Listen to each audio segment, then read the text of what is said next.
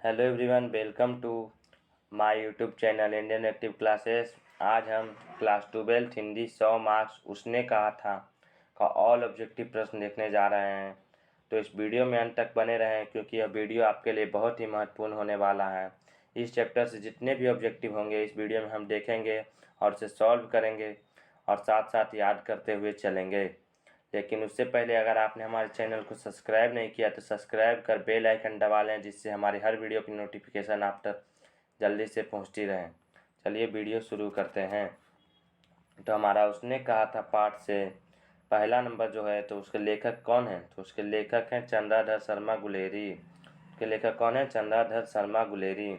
इनके जन्म की बात करें तो इनका जन्म हुआ था 7 जुलाई 1883 ईस्वी को जयपुर राजस्थान में। कहाँ कब हुआ था? 7 जुलाई 1883 ईस्वी को जयपुर राजस्थान में।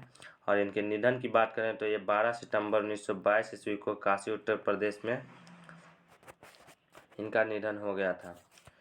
तो बढ़ते हैं आगे। तो इनके मूल निवास कहाँ था? इनका मूल निवास तो गुलेर नामक ग्राम, जिला कांगड़ा, हिमाचल प्रदेश में ये रहते थे। इनका मूल निवास वहीं था।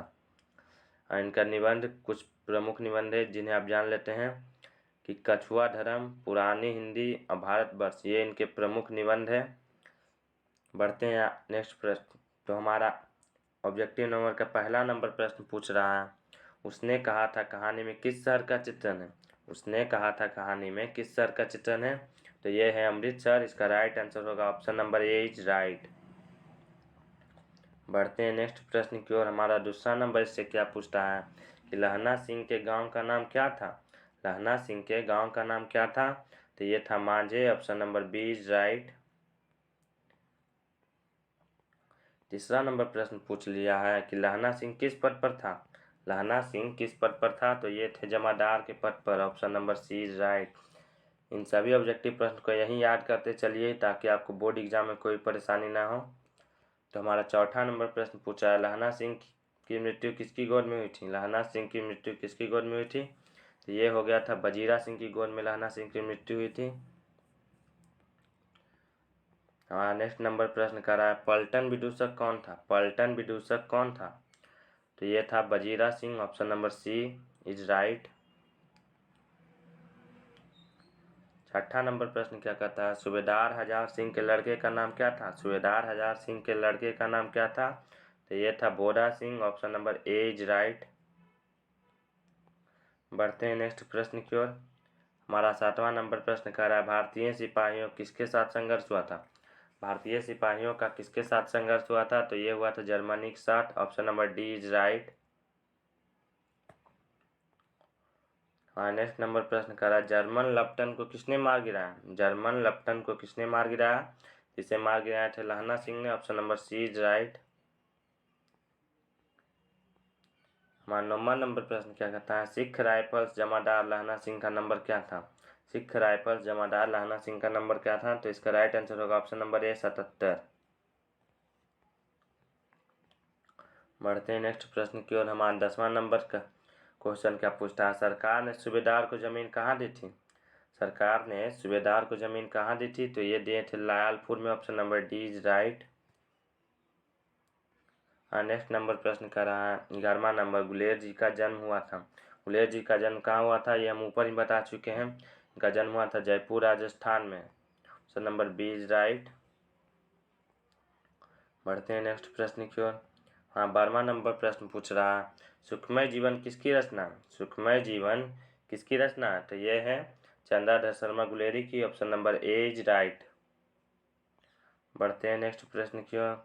यहाँ पूछ रहा है, उसने कहा था कहानी कब प्रकाशित हुई? उसने कहा था कहानी कब प्रकाशित हुई? तो ये प्रकाशित हुई थी 1915 में। इसका राइट आंसर होगा ऑप्शन नंबर सी। हाँ, नेक्स्ट नंबर प्रश्न 14 नंबर पूछ रहा है, कछुआ धर्म किसकी कृति है? यहाँ आपको निबंध में लिखा थे कि कछुआ धर्म किसकी कृति है? तो ये है चंद्राधर शर्मा गुलेरी की। Option number D is right. हमारा 15वां नंबर प्रश्न कर रहा है, पुरानी हिंदी रचना किनकी है? पुरानी हिंदी रचना किनकी है? रचना किनकी है? तो इसका राइट आंसर होगा option number D, Chandradhar Sharma Guleri की। पुरानी रचना हिंदी किनकी है? चंद्राधर शर्मा गुलेरी की। 16 नंबर प्रश्न क्या कहता है, कौन सा निबंध गुलेर जी रचित द्वारा नहीं है? कौन सा निबंध गुलेर जी द्वारा रचित नहीं है? तो ये है, करेक्ट आंसर हो जाएगा ऑप्शन नंबर डी, मोसरी मोही कठुआ। मोसरी मोही कुठाव ये गुलेर जी द्वारा रचित नहीं है, बाकी ये तीनों गुलेर जी द्वारा रचित निबंध हैं। देवनापिरी, मजदूरी और प्रेम और पुरानी हिंदी, ये तीनों गुलेर जी द्वारा रचित है। आते हैं नेक्स्ट प्रश्न की ओर। हाँ, 7वां नंबर प्रश्न पूछ रहा है, कुड़ाई का अर्थ क्या है? कुड़ाई का अर्थ क्या होता है? तो कुड़ाई का अर्थ होता है, करेक्ट आंसर हो जाएगा ऑप्शन नंबर ए, मंगनी। क्या होता है? मंगनी। तो 12 पूछ रहे थे कि तेरी कुड़ाई हो गई। हाँ, नेक्स्ट नंबर प्रश्न पूछता है, बोधा सिंह कौन था? बोधा कौन था, यानी बोधा सिंह कौन था? तो ये था सूबेदार हजार सिंह का बेटा। Option number D is right. बढ़ते हैं नेक्स्ट प्रश्न की ओर। हमारा 19वां नंबर प्रश्न करा है, चंद्रधर शर्मा गुलेरी कहानी कौन सी है? चंद्रधर शर्मा गुलेरी की कहानी कौन सी है? तो ये है उसने कहा था। Option number C is right. हमारा 20वां नंबर प्रश्न कहता है, कौन सी रचना चंद्रधर शर्मा द्वारा गुलेरी द्वारा लिखी हुई नहीं है? कौन सी रचना चंद्रधर शर्मा द्वारा गुलेरी द्वारा लिखी हुई नहीं है? तो ये है ऑप्शन नंबर डी, कफन, जो चंद्रधर शर्मा द्वारा लिखी हुई नहीं है। और ये तीनों, सुखमय जीवन, बुद्ध का कोटा, उसने कहा था, तीनों चंद्रधर शर्मा द्वारा लिखी हुई है। बढ़ते हैं नेक्स्ट प्रश्न की ओर। हमारा 21 नंबर प्रश्न कर रहा है, गुलेर जी किस गांव के मूल निवासी थे? गुलेर जी किस गांव के मूल निवासी थे? तो ये थे गुलेर, ऑप्शन नंबर बी। किसका? Option number B right. हमारा 22वां नंबर प्रश्न करा, उसने कहा था कहानी के कहानीकार कौन है? उसने कहा था कहानीकार कौन है? जिसे हम ऊपर ही बता चुके हैं, इसके कहानीकार हैं Chandradhar Sharma Guleri. Option number C is right. 23 नंबर प्रश्न करा, चंद्रधर शर्मा गुलेरी किस युग के कहानीकार हैं? चंद्रधर शर्मा गुलेरी किस युग के कहानीकार हैं? तो ये थे, इसका राइट आंसर हो जाएगा ऑप्शन नंबर ए, द्विवेदी युग के। कब के? द्विवेदी युग के रचनाकार हैं। हमारा 24 नंबर प्रश्न क्या कहता है, उसने कहा था कहानी कितने भागों में विभक्त है? उसने कहा था कहानी कितने भागों में विभक्त है? तो ये इसका राइट आंसर हो जाएगा ऑप्शन नंबर डी, 5 भागों में। कितने भागों में? 5 भागों में। आप किताब पढ़िएगा तो आपको इसका आंसर पता चल जाएगा। हाँ, 25 नंबर प्रश्न क्या कह रहा है, चंद्रधर शर्मा गुलेरी का जन्म कब हुआ था? चंद्रधर शर्मा गुलेरी का जन्म कब हुआ था?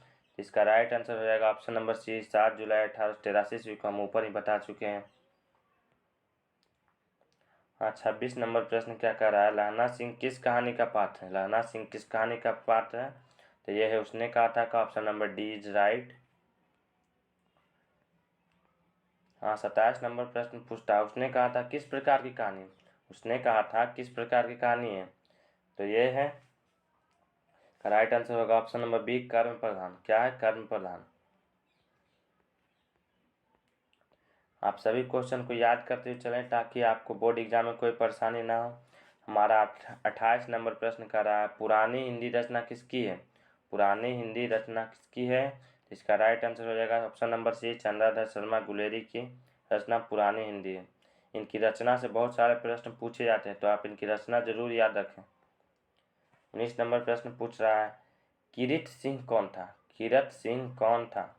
30 नंबर प्रश्न पूछता है, किरत सिंह कौन था? तो ये थे लहना सिंह का भतीजा था। Option number B is right.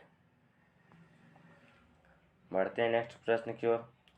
30 number प्रश्न पूछ रहा है, बचपन में लहना सिंह लड़की से बार बार कौन सा प्रश्न पूछता था? बचपन में लहना सिंह लड़की से बार बार कौन सा प्रश्न पूछता था? तो ये पूछता था, टेढ़ी कुड़माई हो गई, यानी तेरी मंगनी हो गई। इसका right answer option number C. 31 नंबर प्रश्न क्या पूछा है, लेफ्टिनेंट साहब सूबेदार कितने आदमी खंडक में छोड़कर जाने कहता था? लेफ्टिनेंट साहब सूबेदार को कितने आदमी खंडक में छोड़कर जाने कहता था? इसका राइट आंसर हो जाएगा ऑप्शन नंबर बी, 10। कितने को? 10 को। बढ़ते हैं नेक्स्ट प्रश्न की ओर। हाँ, 32 नंबर प्रश्न पूछ रहा है, अमृतसर में लहना सिंह के कौन थे? अमृतसर में लहना सिंह के कौन थे? इसका राइट आंसर हो जाएगा ऑप्शन नंबर सी, मामा थे। कौन थे? मामा थे। हाँ, 33 नंबर प्रश्न क्या पूछ रहा है, लहना सिंह को सूबेदार को वापस बुलाने किसे भेजता था? लहना सिंह सूबेदार को वापस के लिए किसे भेजता था? तो इसका राइट आंसर हो जाएगा ऑप्शन नंबर ए, बजीरा सिंह को सूबेदार को वापस बुलाने कौन भेजता था? बजीरा सिंह भेजता था। 34 नंबर प्रश्न क्या पूछ रहा है कि सुवेदरानी ने अपने पति एवं पुत्र की रक्षा के लिए किससे कहा? सुवेदरानी ने अपने पति एवं पुत्र की रक्षा के लिए किससे कहा? तो ये कहे थे लहना सिंह को। Option number B is right. Next नंबर प्रश्न कर रहा है 35 नंबर, लहना सिंह का सिर अपनी गोद में लेकर कौन बैठा था? लहना सिंह का सिर अपनी गोद में लेकर कौन बैठा था? तो ये बैठे हुए थे Bajira Singh. Option number C is right.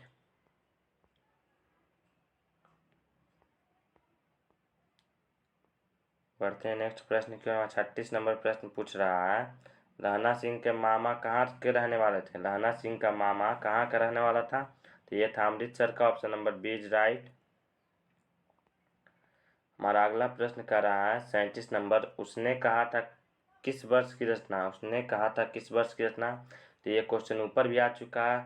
यह है ऑप्शन नंबर ए, 1915 का रचना। 1915 में इस प्रकाशित हुआ था, इसलिए इसका राइट आंसर ऑप्शन नंबर ए हो जाएगा, 1915 की रचना। इसी के साथ हमारा ये वीडियो समाप्त होता है। मिलते हैं अगले वीडियो में।